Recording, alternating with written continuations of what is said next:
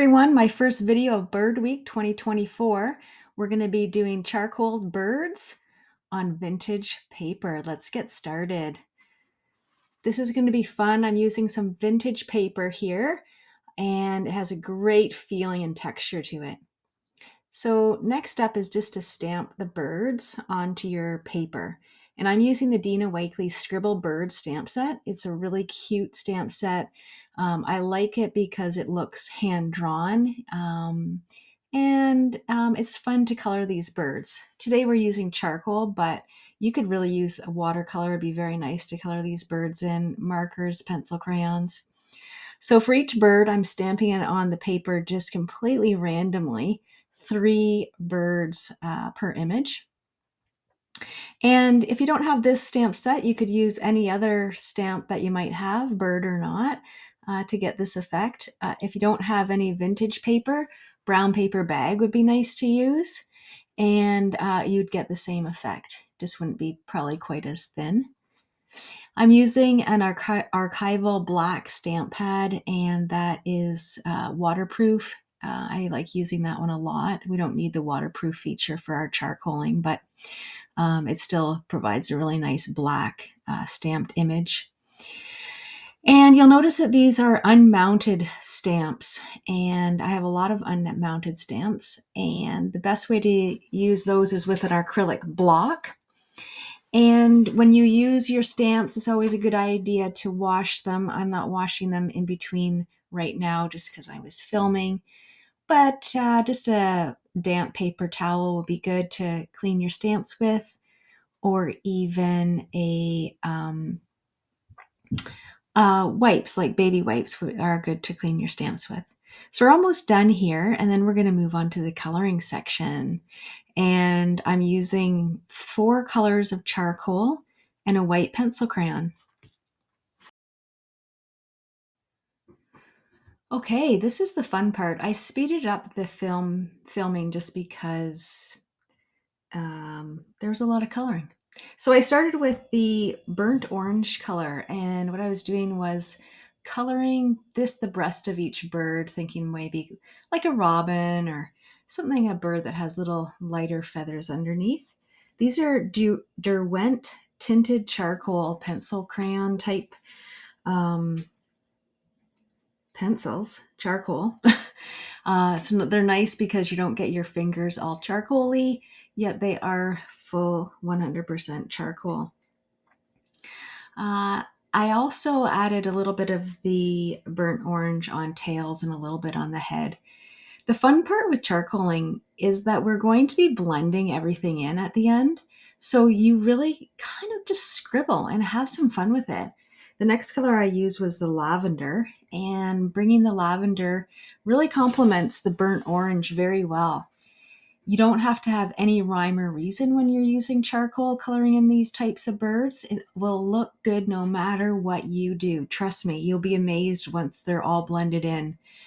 I like to look at where the black of the ink is and use that as a guideline of where to put my charcoal. So the darker areas, I have the darker colors. Next, I moved in with the forest pine, which is a greeny color. You can't really tell here, but again, once everything's blended together, you're going to really see this very nice effect of all these different colors of charcoaling.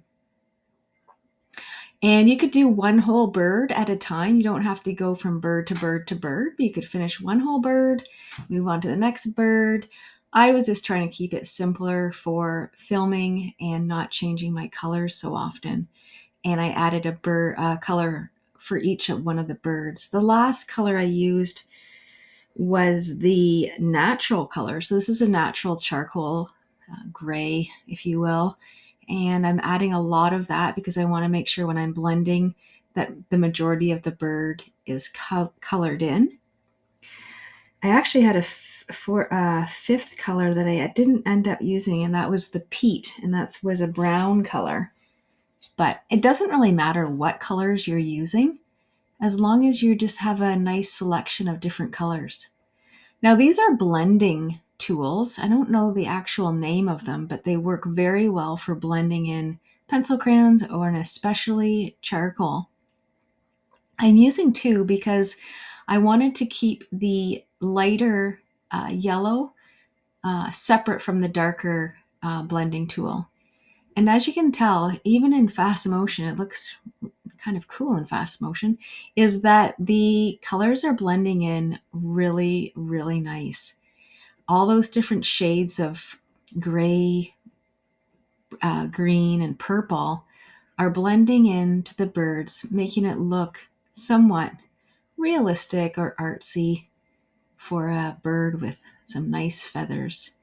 You could have gone completely unrealistic colors as well. You could have gone like some bright blues, reds, and yellows if you wanted to.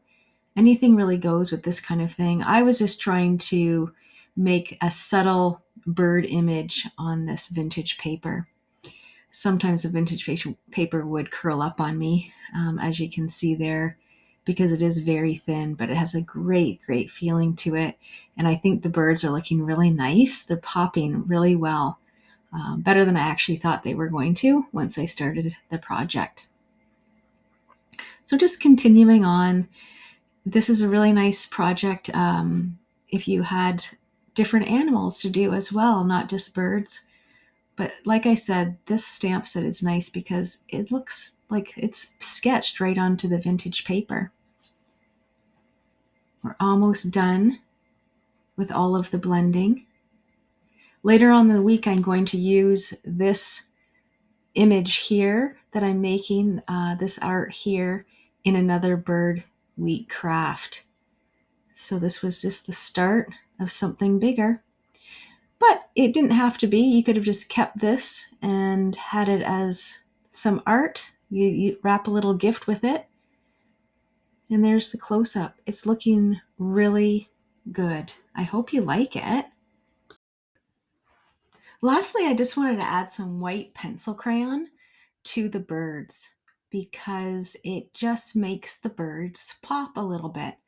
There's no right or wrong here when you're adding the white. I was adding a little bit to the eyes, a bit to the hair, following along the black marks of the inked image.